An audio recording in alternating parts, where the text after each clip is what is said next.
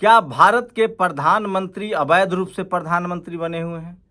क्या भारत की महामहिम राष्ट्रपति अवैध हैं? क्या बिहार में नीतीश कुमार अवैध मुख्यमंत्री हैं?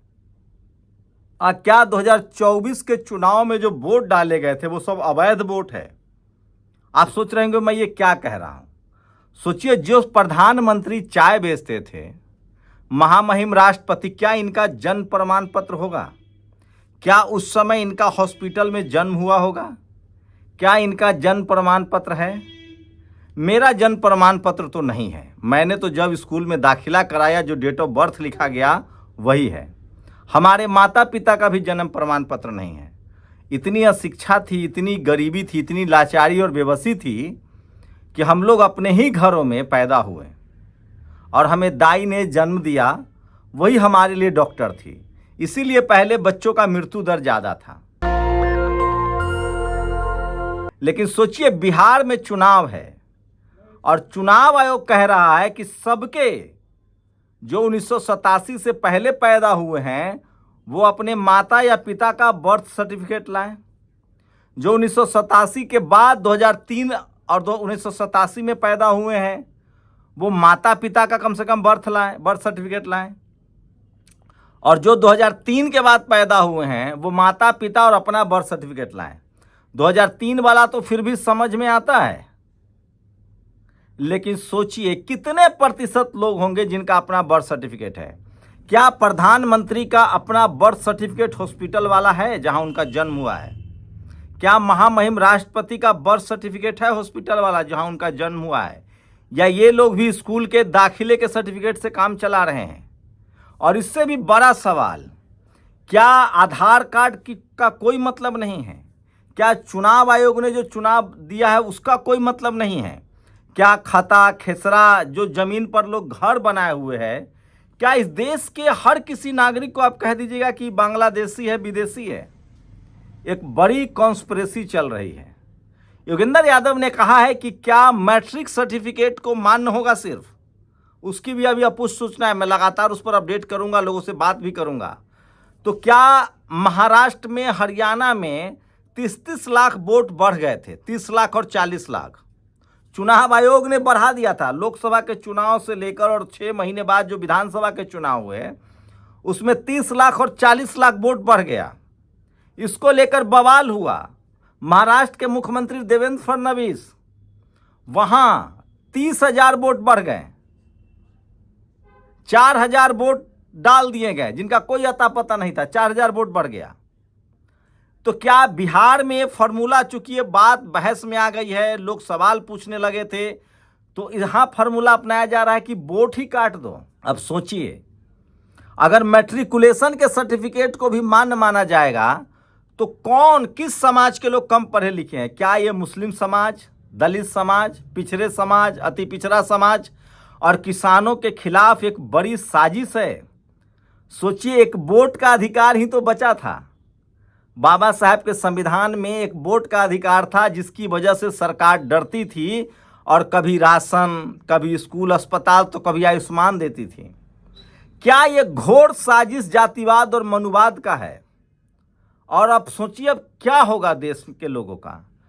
जो पहले हम लोग चिंता करते थे कि जो झुग्गियों में रहते हैं, जो सरकारी ज़मीन पर हर शहर में, हर गांव में, नदी नालों के बीच रहते हैं, उनका कम से कम वोटर आई कार्ड बन जाए और वही उनकी पहचान होती थी। अब तो सरकार और चुनाव आयोग किसी को कह दे कि आप माने नहीं। अब बताइए, पिता का बर्थ सर्टिफिकेट मैं कहाँ से लाऊं? मैं ग्रेजुएट हूँ, मैंने पोस्ट ग्रेजुएशन किया है, एमए किया है, मेरे पिता का जन्म नहीं हुआ अस्पताल, उनके पास नहीं है बर्थ सर्टिफिकेट, उनके पास जो स्कूल गए थे, जो उनका नाम हुआ वही बर्थ सर्टिफिकेट है। मेरी माँ के पास नहीं है बर्थ सर्टिफिकेट। यहाँ तक कि मेरा जन्म भी अस्पताल में नहीं हुआ है, मेरे पास भी बर्थ सर्टिफिकेट नहीं है, स्कूल वाला बर्थ सर्टिफिकेट है। सोचिए कितनी बड़ी कॉन्स्पिरेसी है इस देश के। बिहार में अगर 50 लाख लोगों के नाम भी काट दिए जाएं तो किसको फायदा होगा? ये सोचिए किस तरह का मनुवाद और जातिवाद हावी है। मैं बार बार कह रहा हूं, इस देश में तमाम संवैधानिक संस्थाएं, चपरासी से लेकर चीफ जस्टिस तक, तभी ईमानदार हो जाते हैं और काम करने लगते हैं मीडिया, जुडिशियरी, कॉलेज, यूनिवर्सिटी, जब सत्ता में कोई लालू यादव हो चाहे कोई मायावती हो। एक से एक नया तरीका निकाला जाता है। सोचिए, मैं इसलिए बार बार कहता हूं इस देश में जातिवाद, मनुवाद कितना बेईमान और महीन है। एक वैकेंसी ईमानदारी से नहीं निकलता है। चपरासी की भी वैकेंसी निकले तो SC ST OBC की चोरी हो जाती है सीटों की। अब तो cut off economic weaker section का OBC से नीचे जा रहा है और आपको लगता है कि ये CM PM आपको बना देंगे। ये सवाल उन नेताओं से हैं जो दलित, पिछड़े, आदिवासी, किसान, अल्पसंख्यक समाज के हैं। ये सवाल उन हिंदुओं से है जो कुर्मी है, पटेल हैं, यादव है, कुशवाहा है, SC ST OBC हिंदू हैं, किसान हिंदू हैं। अरे आप हिंदू भी नहीं हैं। इटावा में सबूत मिल गया कि यादव समाज जो कृष्णवंशी है, यदुवंशी जो अपने आप को क्लेम करते हैं, किस तरह से उनकी चूटी मुड़ दी गई। क्या वाल्मीकि समाज के लोग जो भगवान वाल्मीकि रामायण लिखे हैं, वाल्मीकि समाज के लोग कथावाचक कराएंगे? सोचिए, इस देश में सबसे बड़ा अधिकार बाबा साहब ने हमें वोट का अधिकार दिया था और बिहार में अब शुरू खेल हो गया है। पहले खेल चल रहा था महाराष्ट्र में, हरियाणा में, दिल्ली में कि वोट बढ़ा लो। लोग तंज करने लगे कि 40 लाख वोटर, नए वोटर जो महाराष्ट्र में डाले हैं, हरियाणा में डाले हैं, दिल्ली में डाले हैं, वो बिहार में डालेंगे, तो यहां खेल उल्टा कर दो। सर्वेक्षण के नाम पर वोटर लिस्ट से नाम ही काट दो। तो बताइए, क्या प्रधानमंत्री के पास है वोटर जन्म प्रमाण पत्र? हॉस्पिटल का तो वो दिखाएं, पब्लिक डोमेन में करें। गृह मंत्री तो बहुत ज्यादा रिच फैमिली से है, वो पब्लिक डोमेन में करें। और भारत सरकार के तमाम मंत्री जो भी मंत्री हैं या बिहार सरकार में, और चीफ जस्टिस, ये सब लोग अपना अपना बर्थ सर्टिफिकेट ट्विटर, X पर डालें और कहें कि भैया हम हॉस्पिटल में पैदा हुए थे, ये रहा हमारा बर्थ सर्टिफिकेट। अब एक और सवाल उठता है कि गांव में भी जन्म होता था, उनका भी बर्थ सर्टिफिकेट बनता है ब्लॉक से।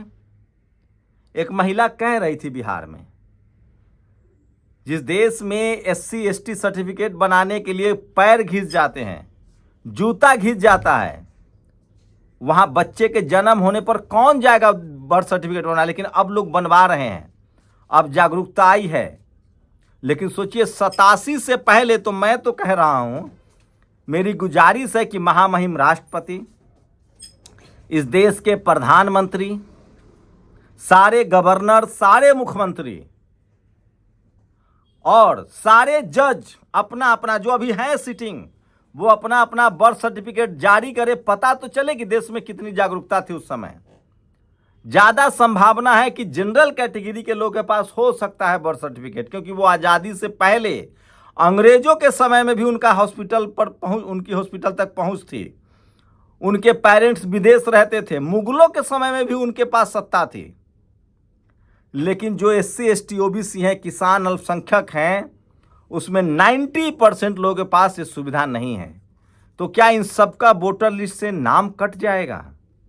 और एक जो आखिरी अधिकार है, वोट देने का अधिकार, वो खत्म हो जाएगा?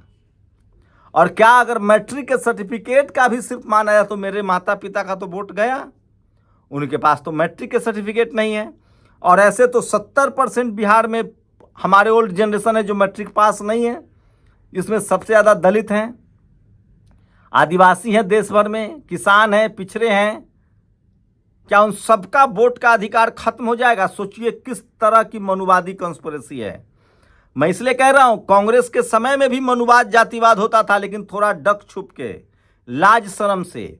जब से ये संघी सरकार आई है, RSS की सरकार आई है, जातिवादी मनुवादियों की सरकार आई है, खुला खेल फर्रुखाबादी है, सब कुछ खुलेआम हो रहा है।